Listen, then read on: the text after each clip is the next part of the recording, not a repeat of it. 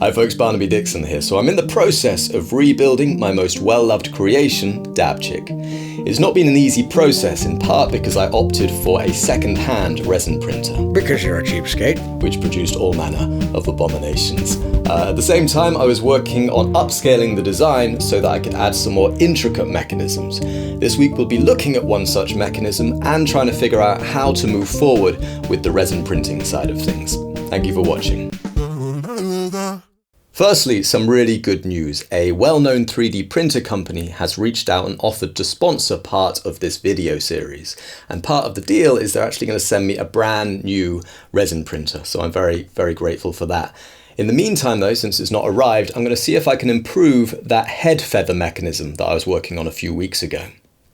Now the first attempt was pretty successful, but there were some problems. Dabchick looked a little bit too extravagant, and also some of the angles looked a little bit inorganic, particularly at the point where the feathers join with the head. So obviously Dabchick does have a slightly mechanical look that I have lent into, but I would say the balance seemed a little bit off in this instance. The mechanism itself had some issues too. Whilst it was fairly easy to open, it relied on gravity to close it again, and as a result the side feathers were not influenced as much by gravity and therefore jammed the position and prevented the whole thing from closing. So 3 things to do, I feel, which is to improve the mechanism so you can open it and close it and not rely on gravity, dial it down a little bit so it's not so over the top, and improve the angles a bit so it looks a little bit more organic. I'm going to add one more requirement, which is I want all of the feathers to be the same in shape and form. That way I only have to carry one spare around. My sense is that they're in a slightly exposed position, so they might get lost or break. And therefore, if I've got one spare, any one of those feathers can be replaced by that one spare. Improving the angles was easy enough. I just added milliput to reshape them. I also changed the sidemost feathers to be static. It takes down a lot of that extravagance, and if you look at a lot of birds with moving crests, that motion does seem to happen more towards the top of the head, generally speaking. Then I reshaped one of the existing feathers and added more milliput so I could reshape it a little bit more. Now you might be surprised by the shape underneath that looks kind of like a crab's claw. This intersects with the mechanism in a way that will become clear soon. Now I've covered a lot of the details regarding the sculpting and casting in the first video where I started playing around with the feather design, and generally the process is the same here, with one exception I would say. Because the shape is a bit more complicated, I needed to use 2 molds in order to get the details on both sides of the feather. Now this isn't a conventional 2-part mold because these molds never come together. What I do is I melt the material, push it into one side, and when that's hardened, I put it in the other mold, add more material, and that fills in the detail that the first mold didn't cover.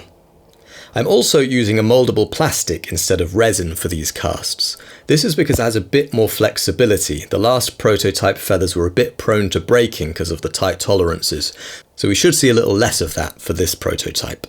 So now these cast feathers are in place, you can see what function that crab's claw looking thing actually performs. It intersects with this curved metal rod, and this allows me to raise and lower all the feathers manually, so no gravity involved in this mechanism. Now the design might change a little bit in the future, but at present I'm very happy with where it's at. One thing to bear in mind is that the different colours of the feathers are just because that was the plastic that I had available. If I were to change it, it would likely be because of the size of the mechanism. It works very well, but it does take up a lot of real estate inside Dabchick's head, and I have 2 more mechanisms, 1 or 2 more mechanisms to fit inside the same space, so that might be a problem that I have to deal with in the future. An even bigger problem that I have to deal with in the future is that I've made a discovery. And initially I thought the reason Dabchick was breaking is because I've added this pigment to the plastic in order to get the colour I wanted. I now realise that it wasn't the pigment, it was the plastic itself. And I know this because all of my puppets are breaking.